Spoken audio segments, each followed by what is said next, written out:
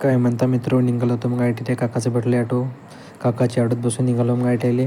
मग पोचलो भातकुलीत आला तर आपल्या मित्राला घेतला. मग मित्र घेऊन पोचलो ITI. आपला ITI आल्याबरोबर सर दिलं आपल्याला काम लावून. मग सगळे जण भेटले कामाले, जॉब गास आले. मग खाली टाईम बसला, बसलो. मग इकडे तिकडे टाईमपास करत बसलो होतं. तेवढ्यातच आला मग मित्र म्हणे मला घे. म्हटलं घेतलं त्याला. मग काय बापा आमचा ITI पुरा खाली साईड होता. मग बसलो पुस्तकाचं थोडा वेळ पुस्तक पाहिला. सगळेजण मोबाईल पोहू राहिले होते. आम्ही बिचारे गरीब माणसं आम्ही रिव्ह्यू राहिलो होतो. मग आलो होतो मग सोयला सुट्टी. मग आलो बाहेर.